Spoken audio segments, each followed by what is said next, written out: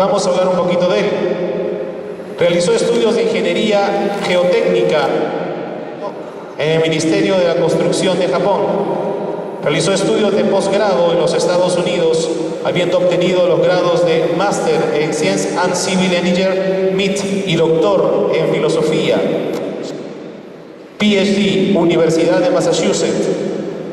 Estudió posgrado de Magíster en Ciencias, mención Estructuras, en la Uni Ciudad de Lima. Bachiller en Ingeniería Civil y Diploma de Ingeniería Civil, Uni Lima. Decano Nacional del Colegio de Ingenieros del Perú. Rector de la Universidad Nacional de Ingeniería. Miembro del directorio del Instituto Geofísico del Perú. Viene a hablar sobre el tema el sismo del 16 de abril del 2016. Vamos a recibir en este escenario de la Universidad Nacional de Trujillo y cerrando esta primera fecha del quinto Foro Regional de Estudiantes de Ingeniería Civil al ingeniero PhD Jorge Elías Alba Hurtado. Un fuerte aplauso para él y la más cordial bienvenida a nuestra ciudad.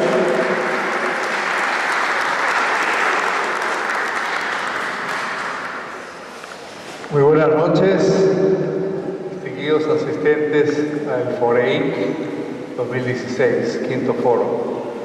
En primera instancia, mi agradecimiento a los organizadores, en especial a José Rodríguez y a todos los miembros estudiantes que han organizado este foro. Efectivamente, quiero agradecer también la invitación que me hicieran para poder participar como ponente en este foro. Y yo he aprovechado, por eso he llegado un poco tarde, porque hemos aprovechado la firma de un convenio con el Ministerio de Educación y hemos tenido otras actividades a realizar. La ponencia la llamo Sismo del 16 de abril del 2016 de Pedernales, Ecuador. Y esta ponencia es parte de una misión que fue encomendada a un grupo del Consejo Nacional del Colegio de Ingenieros del Perú, que se unió a un grupo del Colegio Departamental de Lima y también del Consejo Departamental de Tumbes. Estuvimos visitando la ciudad de Guayaquil en primera instancia y también pudimos visitar las otras ciudades afectadas por el sismo, tales como Manta, Puerto Viejo, Bahía de Caraqués. No llegamos hasta Pedernales por limitaciones de tiempo, pero creo que la visita fue suficientemente precisa para ver los efectos del sismo y la información pertinente que, por supuesto, tiene una cierta correlación y la podemos aplicar a nuestro medio.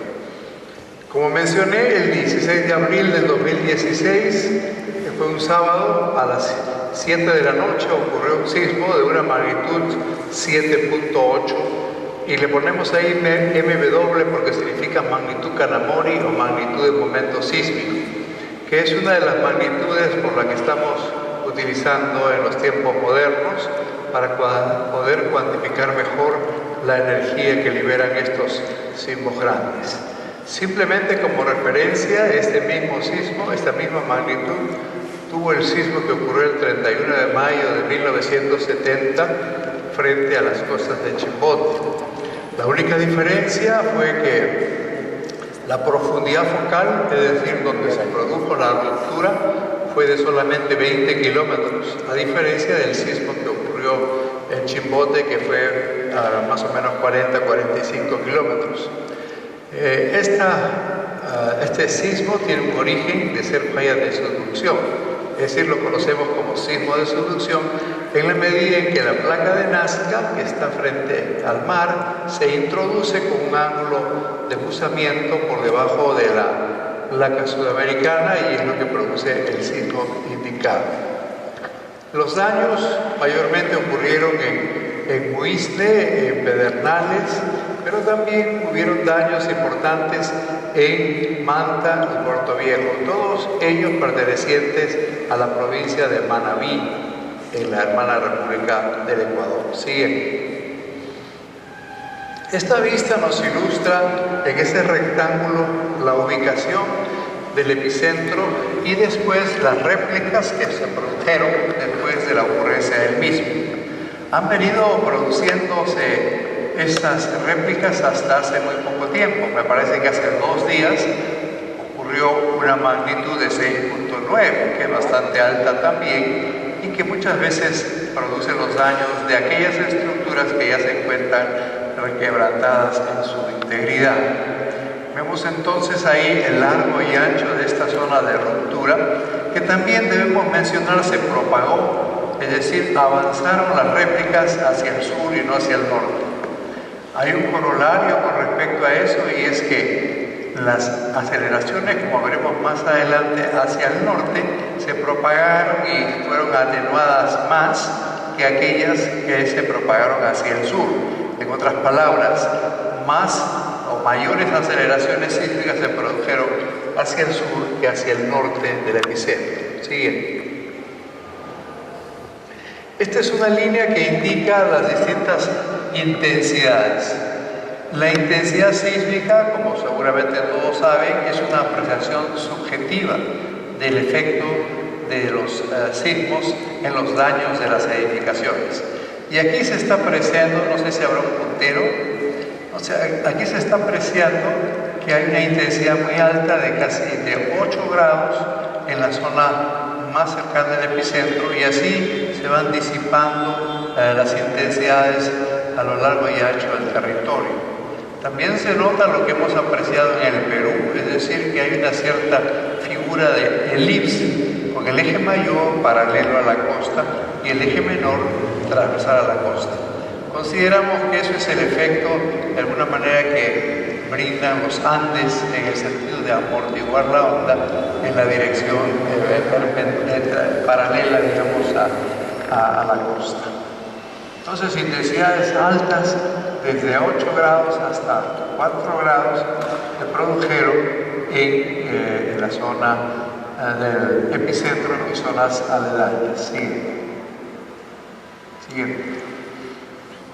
Solamente para demostrar los daños que ocurrieron en las edificaciones, visitamos, como mencioné, Puerto Viejo, que está hacia el continente, Manta, que está frente al mar, y Bahía de Caraqués, que es una bahía, como su nombre lo indica, y que está, digamos, también con suelo arenoso y saturado.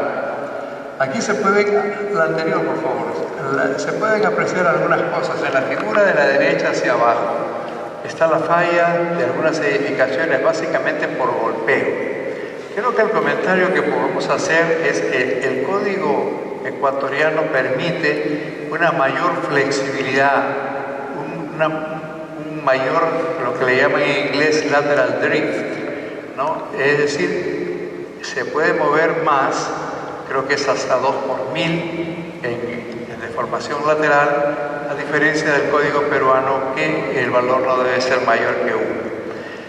Tanto en Chile como Perú, a manera de comentario, nuestro drift, nuestra deformación lateral es bastante más restringida. Por eso es que muchas edificaciones altas están constituidas por soporte de placas y muros, ¿no?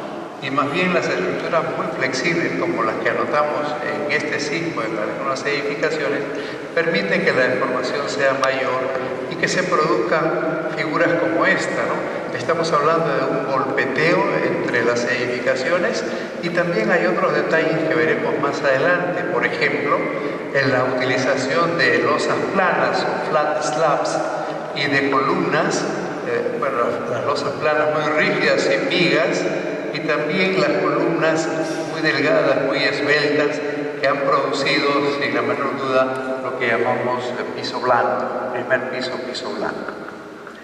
Aquí se está apreciando en la figura de la izquierda un edificio que era como de 5 pisos, que colapsó totalmente. Era una edificación en donde se vendían útiles escolares, libros, etc. Ese sábado las familias estaban comprando los útiles escolares porque el siguiente lunes se iniciaban las clases. En consecuencia, este edificio se aplastó totalmente, colapsó, como ustedes aprecian ahí, y ocasionó el daño y la muerte de hasta 75 personas, ¿no? Eso fue un caso muy grave, utilizado en el barrio Tarqui de la ciudad de Manta, en Manabí, Ecuador. Siguiente.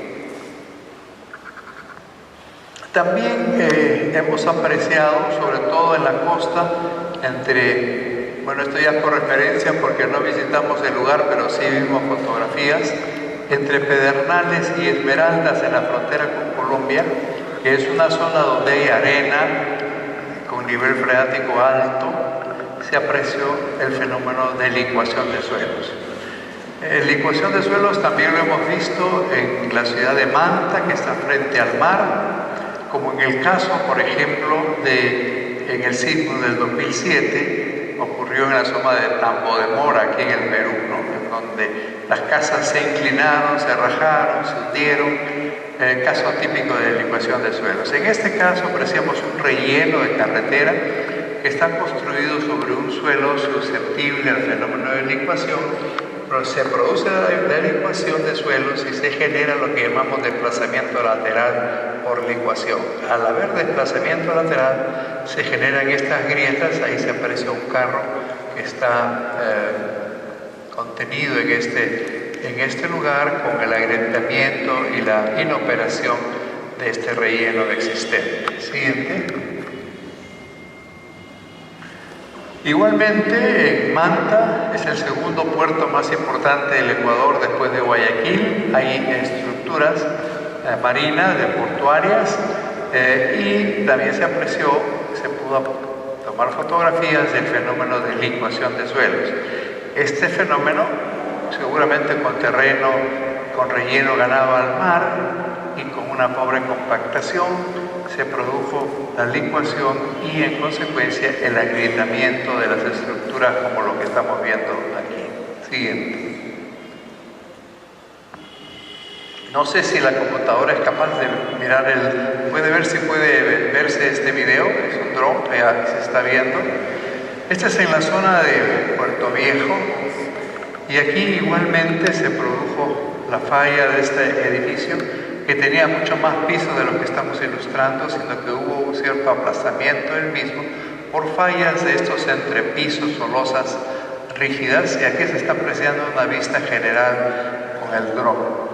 En realidad el dron es un elemento importante. Aquí tuvimos dificultades en Puerto Viejo de poder ingresar a la zona, estaba controlada por los militares, pero bueno, el dron se puede elevar y el dron es capaz de hacer una buena evacuación. En el SISMIT, por otro lado, se han hecho también algunas comparaciones de antes del sismo con figuras satelitales y con estructuras después del sismo para comparar cuántos pisos tenía la edificación y sobre todo la evaluación de daños. Esa evaluación de daños, por cierto, tiene que llevarse a cabo todavía más adelante porque el tiempo es muy pequeño. Siguiente, por favor. Muchas de estas visiones las hemos puesto, si ustedes quieren ver más información sobre esta, ustedes pueden entrar al Facebook. Yo tengo un Facebook que se llama Jorge Elías Alba Hurtado y ahí pueden bajar todas las fotografías que hemos tomado nosotros o que han tomado terceros, incluyendo los videos que estamos ilustrando acá, que pueden servir de muy buena información de estudio de las distintas evaluaciones realizadas. En relación a la magnitud del evento sísmico y su ubicación, el Servicio Geológico de los Estados Unidos siempre está evaluando en función de 200, 300 estaciones sismológicas cuál ha sido la magnitud del evento y cuál es su localización, es decir, cuál es su longitud, latitud, cuál es la profundidad del sismo. Siguiente. Y para eso se evalúa la llegada de las distintas ondas y se establece lo que llamamos mecanismos focales. Esto es un trabajo que en realidad hacen los sismólogos con el propósito de determinar cómo es que se produce la falla, si era una falla de subducción intraplaca, una falla de subducción interplaca, y si es una falla de origen continental también, digamos que el mecanismo focal, el mecanismo que origina la falla es distinto. Esto lo hemos tomado de la página web del USGS, que es el Servicio Geológico Norteamericano. ¿Siguen? Algo que es muy interesante y que he venido yo luchando desde hace muchos años, desde que regresé de Norteamérica en los años 80, es el hecho que nos interesa a los ingenieros, que es determinar los patrones de aceleración sísmica y los patrones de atenuación del fenómeno sísmico con la distancia. En ese sentido, el Instituto Geofísico de la Escuela Politécnica Nacional, la Escuela Politécnica que queda en Quito, tiene una red consistente de 32 estaciones acelerográficas a lo largo y largo del territorio nacional.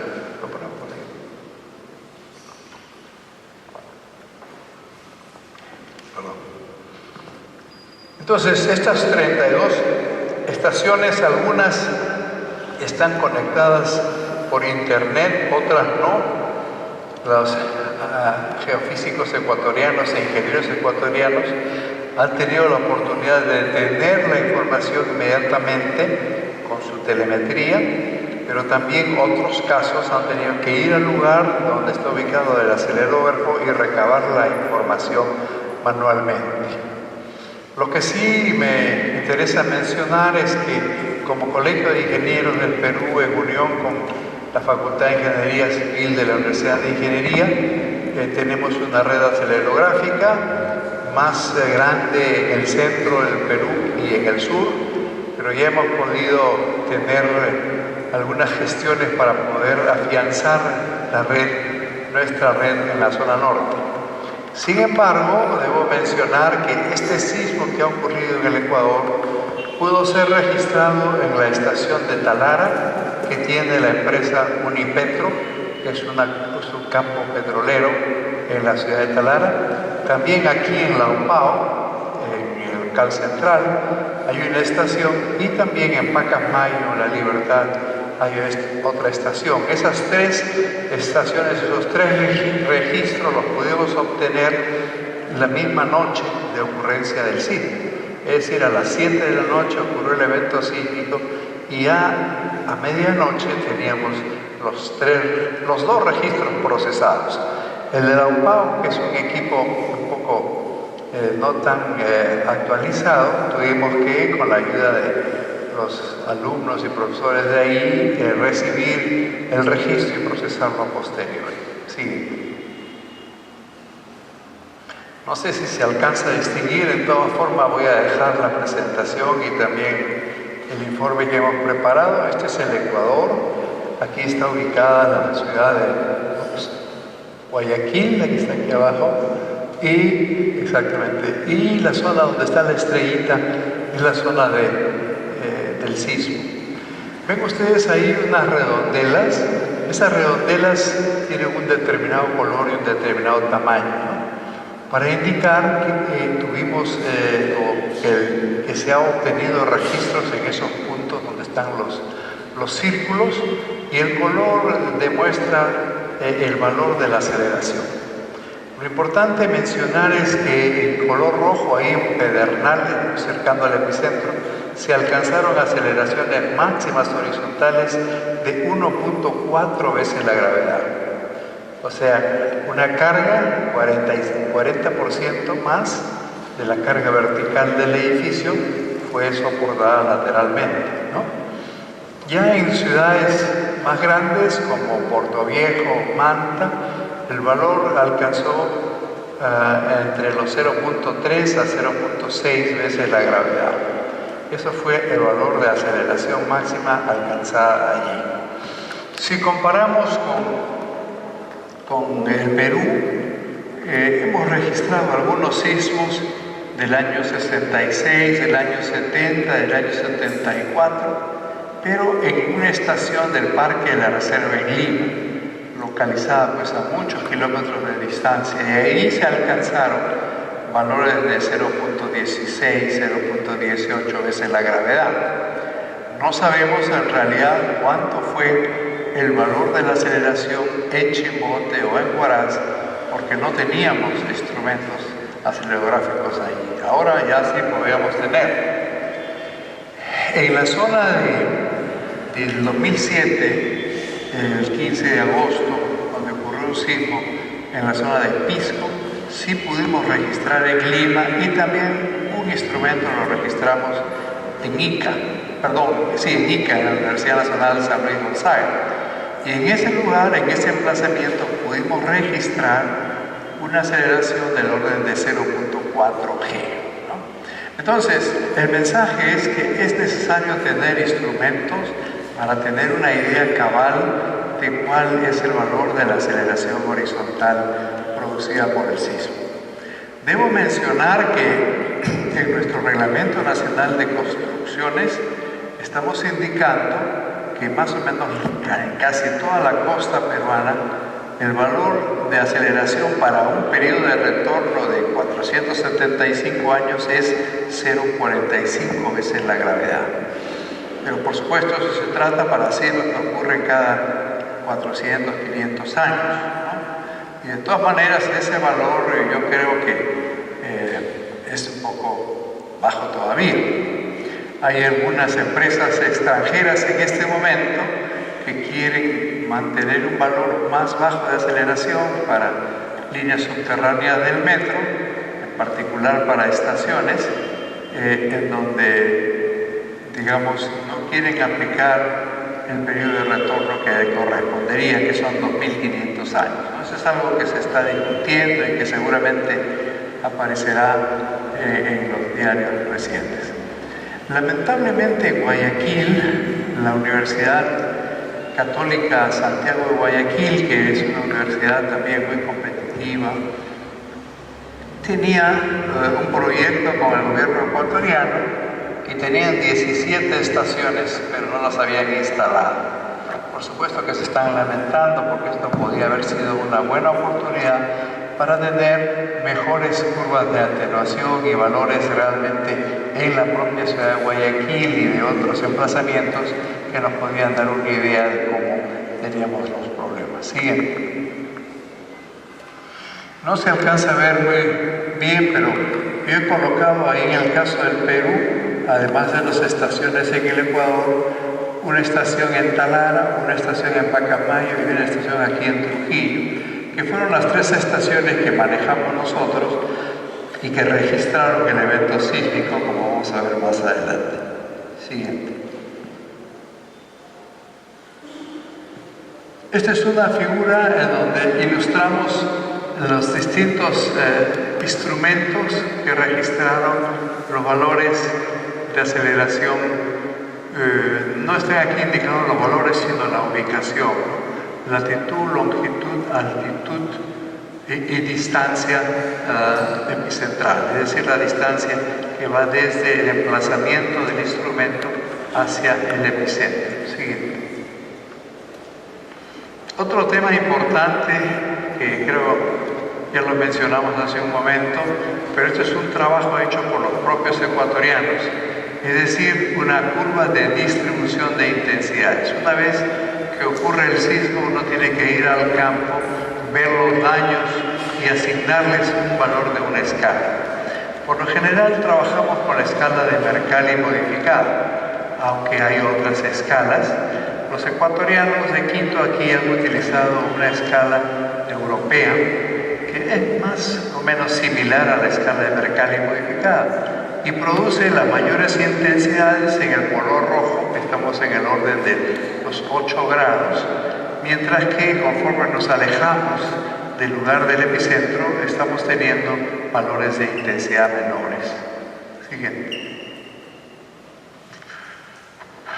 Lo que había mencionado anteriormente, hay una estación muy cercana al epicentro que tiene un valor de 1.4 G, ¿no? Valor bastante sorprendente, mientras que en lugares un poco más alejados, en Manta tenemos 0.5 G, en Puerto Viejo tenemos 0.37 G y así sucesivamente. Conforme nos vamos alejando hay un valor de aceleración menor.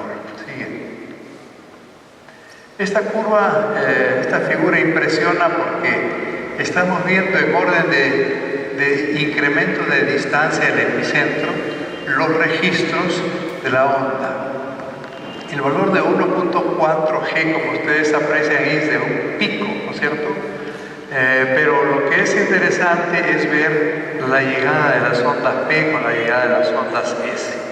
La onda P es más veloz y llega primero siempre, porque es una velocidad mayor que la onda S que llega después.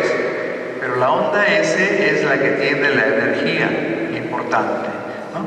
Y aquí lo que estamos apreciando es que conforme nos alejamos más del epicentro, hay una mayor diferencia en donde la entrada de la onda P con relación a la entrada de la onda S. Como tiene una mayor velocidad P, conforme nos alejamos más, entonces la diferencia se va aumentando y eso se puede ver muy claramente acá. Otro de los puntos que vamos a ver es ya una medición real de lo que llamamos amplificación sísmica. Siguiente. Bueno, aquí están los valores que ustedes los pueden tener. Estos valores los hemos tomado básicamente de las publicaciones del Instituto Geofísico de la Escuela Politécnica Nacional en Quito. Sin embargo, los tres últimos, lo que corresponden a Talara, Pacamayo y Trujillo, son valores muy pequeños, pero que hemos podido conseguir con nuestros propios registros. Siguiente. Aquí hay una cosa, y es que nosotros hemos hecho llegar los registros a los ecuatorianos.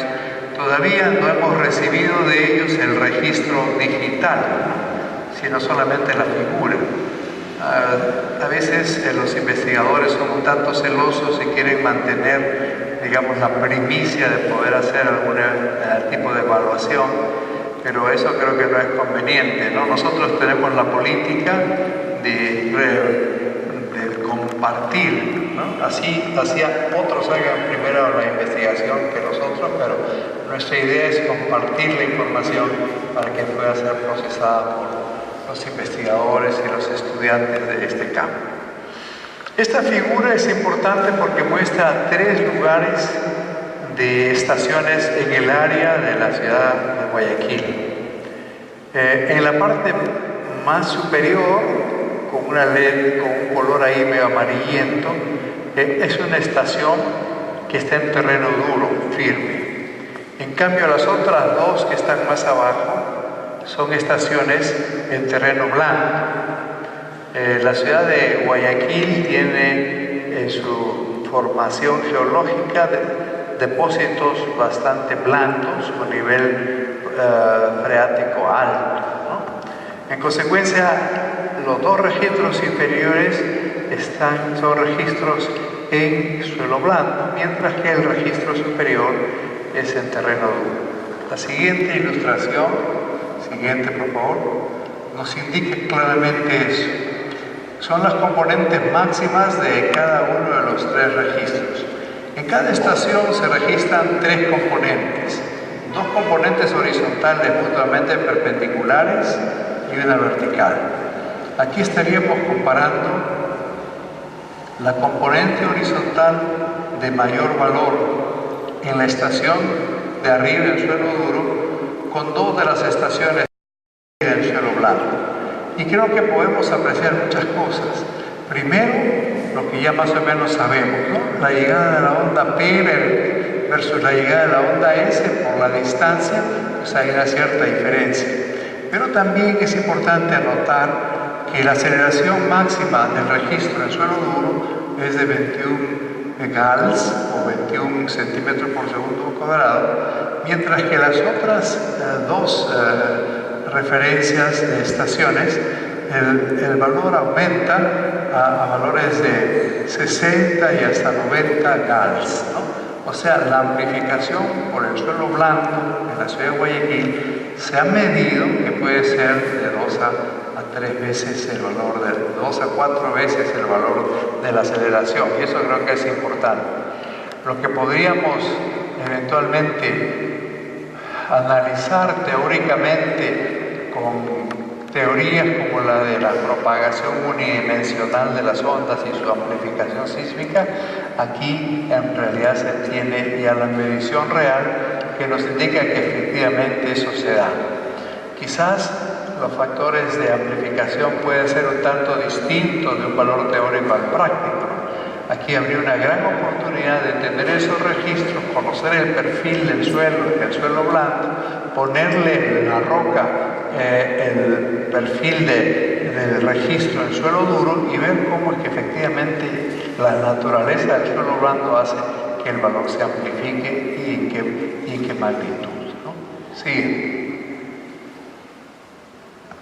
Esos tres son registros ya nuestros, de Talara en color rojo, de Pacasmayo en color azul y aquí abajo el valor de Trujillo.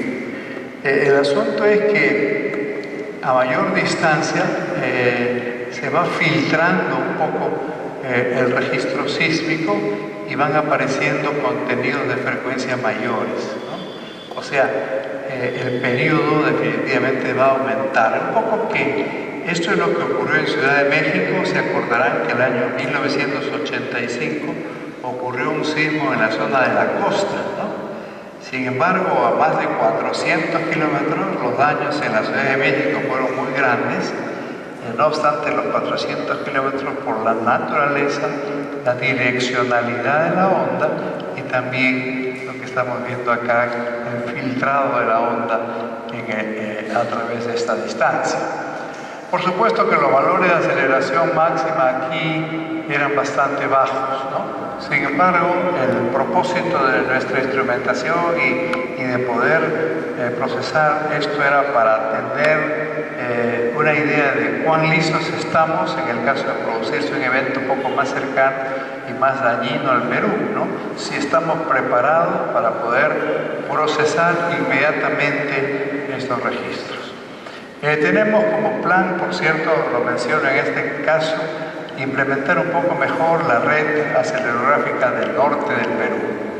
Para eso estamos haciendo gestiones, hemos logrado en el Consejo Nacional del Congreso, en el Congreso de Consejos Departamentales, hemos logrado la aprobación de una compra de instrumentos para ser instalados exclusivamente en el norte.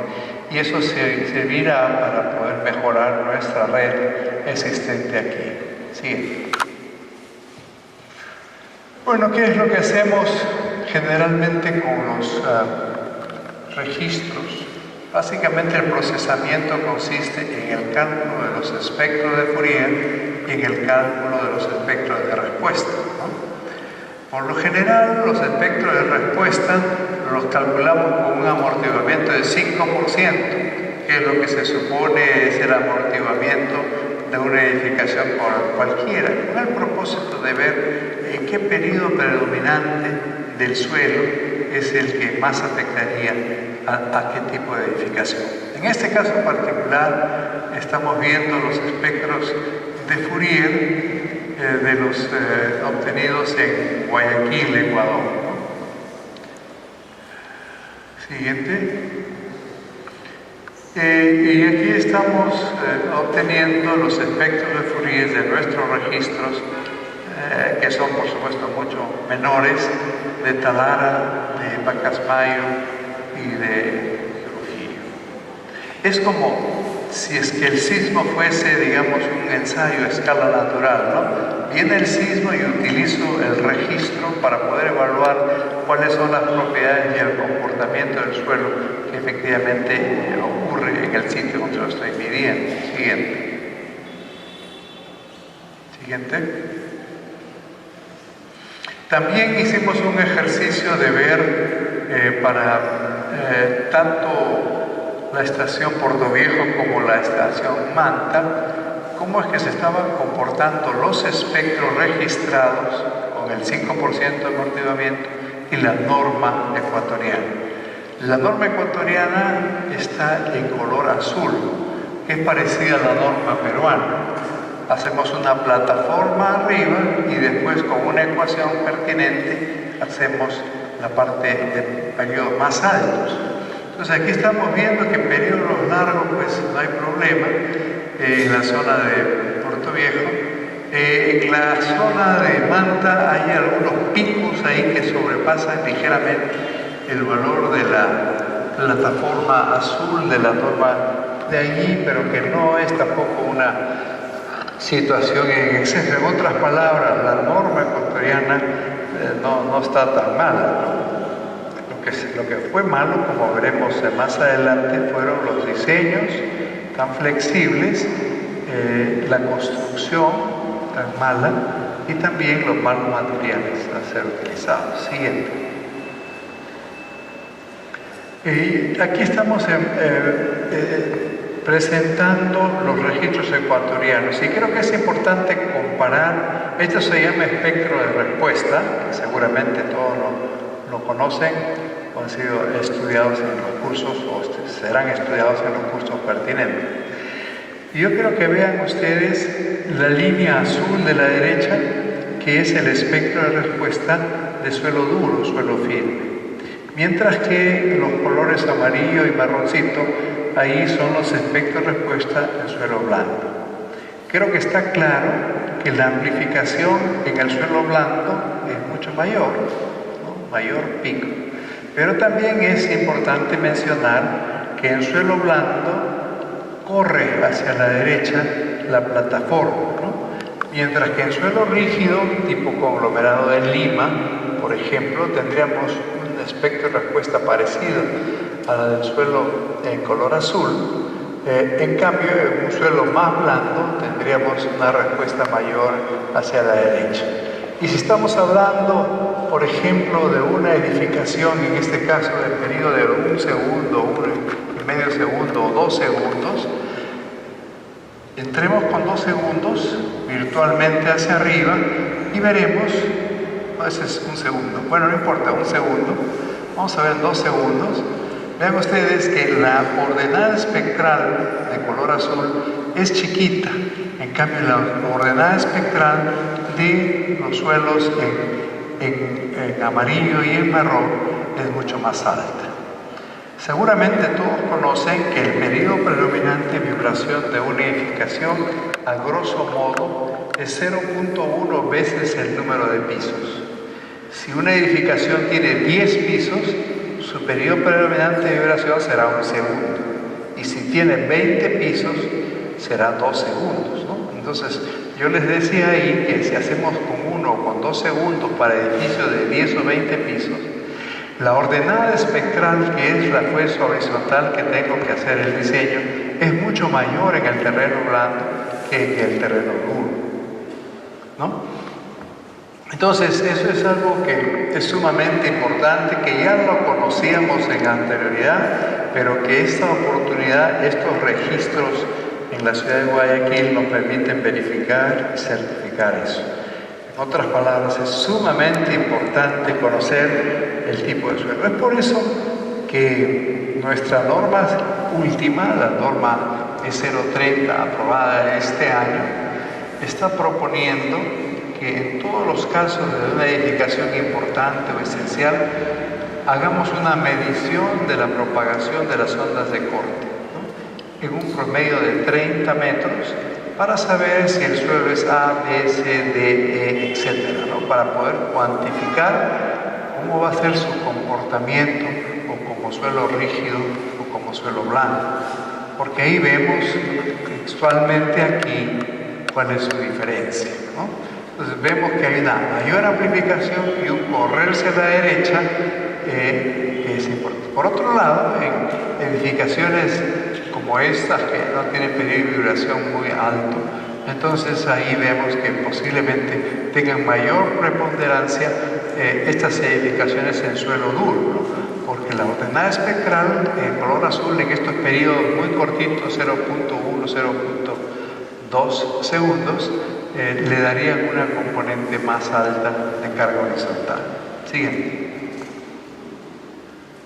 Bueno, aquí tenemos los espectros de respuesta que calculamos nosotros para Talara, para Pacasmayo y para Trujillo, en base a ese evento que ocurrió lejos. Pero de todas maneras nos sirve, nos conviene, porque no es fácil detonar esa energía, ¿no?, para deformaciones largas, que nosotros podamos, digamos, medir algo que la naturaleza nos está haciendo el impacto y la medición del mismo.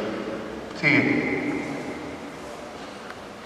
Otro punto muy interesante de por qué tener una red acelerográfica es el ejemplo que nos han dado los amigos del Ecuador, porque han tenido varios instrumentos a distintas distancias y cada uno de los instrumentos ha arrojado un valor de aceleración máxima.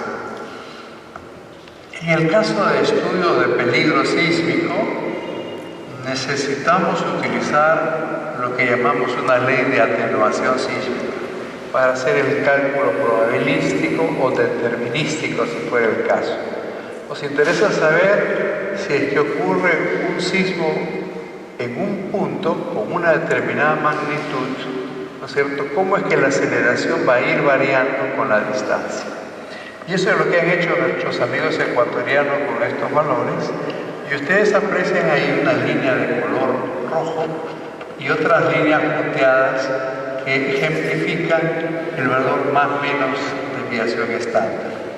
Y ahí vemos que todos sus puntos están de alguna manera calzando bien con esta ley de atenuación propuesta por Abramson. Hay muchas leyes de atenuación, algunas son aplicables a los sismos de subducción, otras no. Entonces tenemos que ir viendo cuál es la mejor fórmula de atenuación, y si es que no tenemos estos datos de registros de sismos, no vamos a poder saber cuál es la mejor para aplicar.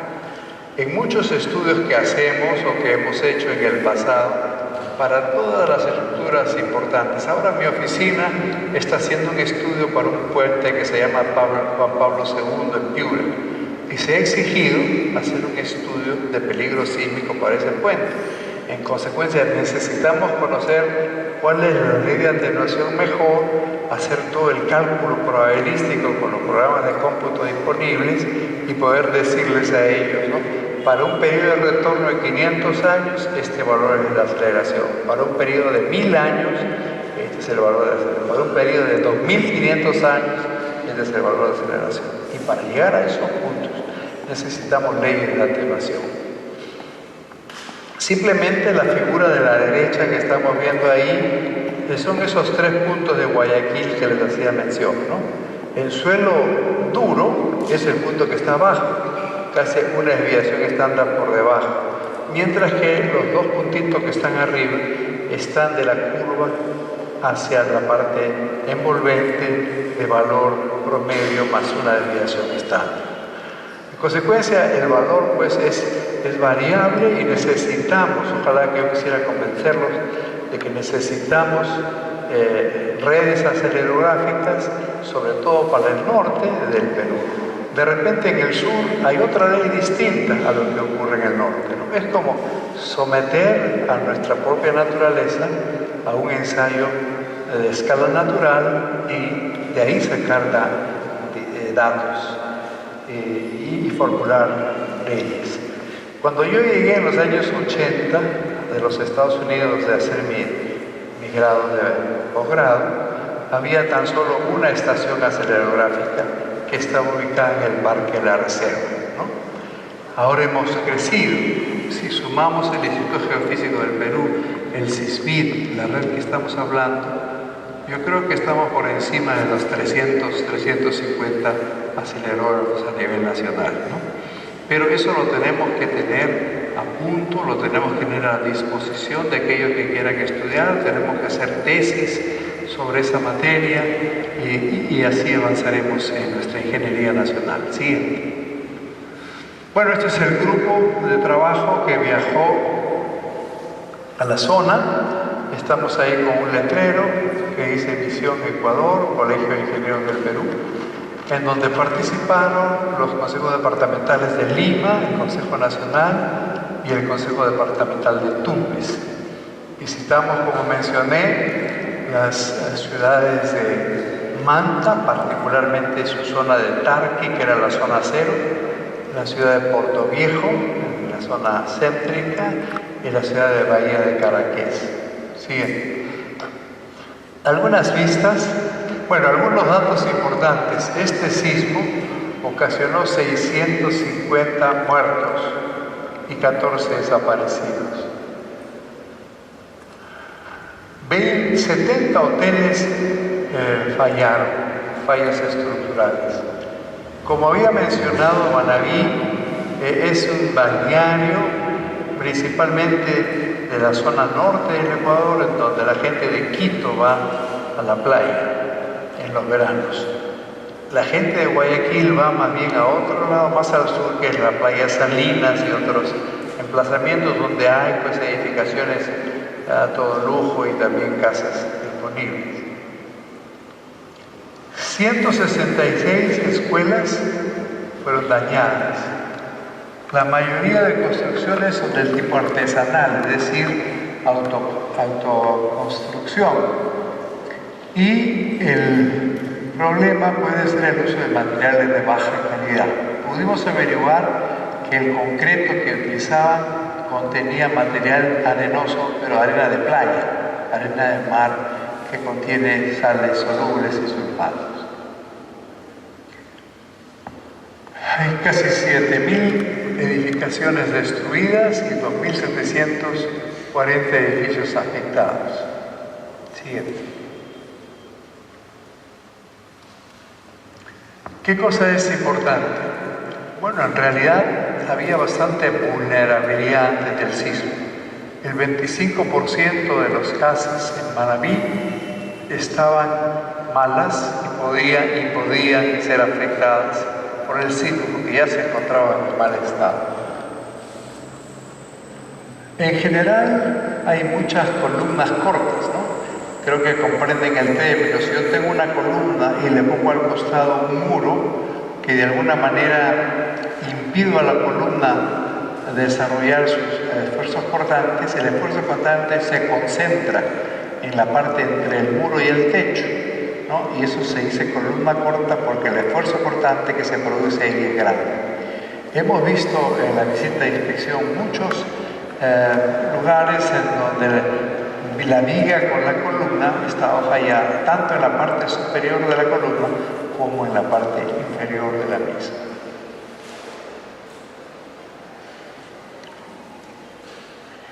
Siguiente. Un gran problema que pudimos apreciar es que estructuras esenciales fallaron. Estructuras esenciales me estoy refiriendo a los hospitales, tanto de los Seguro Social como las clínicas privadas.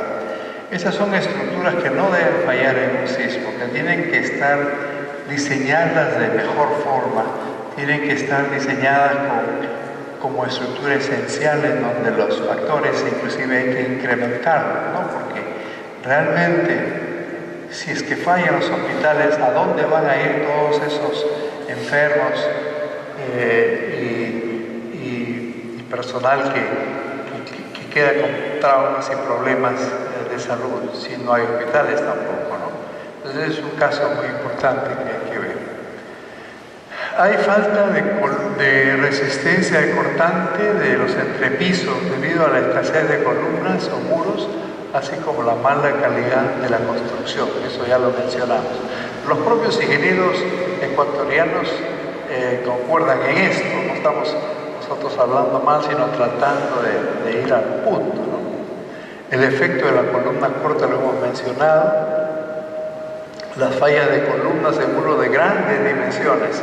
Hay un muro muy grande sin tener la columna de amarre que nosotros estamos acostumbrados a tener. Hay funcionamiento de las losas. Estas slabs sin vigas, pues tuvieron a las pequeñas columnitas ahí, las columnitas pasaron y las losas se cayeron una atrás de otra, como pasó en aquel edificio del Hotel Embassy ahí en Pisco, ¿no? Los estribos fueron deficientes en las columnas, lo pudimos apreciar en las columnas falladas. Era un alambrón nomás el que se utilizaba como estribo y unas distancias exageradamente grandes que no le daban el confinamiento necesario en la unión viga-columna. Mala conexión entre elementos estructurales, configuración inadecuada, golpeteo entre edificios, por lo que ya hemos indicado, demasiada flexibilidad de los mismos y poco distanciamiento entre uno y otro edificio. Y efectos torsionales también. Esto se apreció mucho por la no uniforme distribución de la estructura en sí, que generaban eventualmente momentos de torsión. Un dato importante fue que los edificios, las edificaciones en general en la esquina fallaron más que las edificaciones que no estaban en esquina en una determinada cuadra. Sí. Bueno, vamos a pasar a ver rápido estas vistas. Este es un puente frente a Manta, donde apreciamos ahí que la mampostería del muro pues había fallado, no tenía suficiente refuerzo. Siguiente. También debo mencionar, por cierto, que en la zona de Bahía de Caraqués se había incorporado en un puente en particular disipadores sísmicos, como 160 de estos amortiguadores, disipadores sísmicos, y ese puente de casi 2 kilómetros no le pasó nada, ¿no? Eso demuestra que los disipadores sísmicos son importantes. Debemos mencionar que en nuestra norma sísmica se está exigiendo que para estructuras esenciales haya este tipo de amortiguador, ¿no? Y de hecho en algunos hospitales ya es necesario hacerlo. Tengo entendido que en el hospital de Moquegua, que se está construyendo, va a tener disipadores. En la Universidad de Ingeniería hemos construido un edificio de biblioteca con disipadores sísmicos. Y así muchas estructuras se están haciendo, por lo menos en Lima, que yo conozca, y los que venden, los inmobiliarios, están reclamando, diciendo que esas estructuras son verdaderamente antisísmicas y así provocan la venta más rápida, más fácil. Siguiente. Bueno, aquí se ve, la anterior por favor, se ve pues fácilmente el golpeteo de los edificios vecinos y también la esbeltez de estas columnas que, como mencioné en su momento, los ecuatorianos con la lluvia que tienen por lo general hacen que las veredas estén pasando por aquí abajo. Entonces ya no se recibe la lluvia porque uno tiene la cobertura. Eso implica que hay que hacer los grandes voladizos en las estructuras que han conducido al daño. Siguiente. Este es un hotel en Manta, se llama el Hotel Las Gaviotas. Han habido fallas entre unión de viga y columna y el choque de dos edificaciones juntas. Siguiente. Fallas en el primer nivel, estructura tipo blando. Aquí estamos hablando de unas estructuras en esquina, ¿no? Se aprecia el efecto de la columna corta también. Toda la fachada de albañilería ha fallado por cortante. La albañilería utilizada es una albañilería, digamos, muy frágil, ¿no? Los espesores de los muros de albañilería son de 7 centímetros, muy pequeñitos, entonces ha hecho que haya mucha fragilidad al cortante de estos muros. Siguiente. Aquí tenemos una vista de antes y después, ¿no? Esta es una esquina también en el centro de Puerto Viejo. Siguiente. Las fallas en columnas que he mencionado, falta de estribos y falta de grosor de los estribos. Siguiente. Colapso de la estructura por cortante de las columnas. Se muestra el aplastamiento del segundo piso, ¿no? Las columnas del segundo piso se han desintegrado básicamente en la vista de la derecha. Siguiente. El golpeteo que mencionábamos, se han golpeado y el edificio resulta más dañado que el otro. Siguiente. Efecto del cortante, creo que esto ya lo vimos, es en la zona de Manta, ¿no? Vigas muy gruesas, muy rígidas, columnas muy débiles. En consecuencia de esto falla y se produce pues la caída como una milhoja, ¿no? Como una estructura que va fallando, el colapso de varios pisos. Siguiente. En estos edificios hubieron bastantes muertos, por cierto. La infraestructura de salud que ya se ha mencionado no tiene la suficiente efecto de importancia que debe tener una estructura de este tipo. Siguiente. Ya estamos terminando. Este es un edificio, el de la derecha, que ni siquiera había sido inaugurado, está en plena construcción y han fallado toda la albañilería, justamente por esa debilidad de la albañilería al esfuerzo cortado. Siguiente.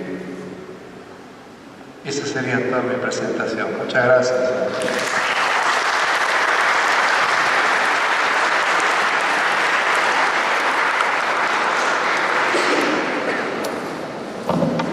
Se agradece al PhD Jorge Elías Alba Hurtado y a continuación vamos a invitar al presidente del quinto FOREIC para entregar el debido reconocimiento al PhD.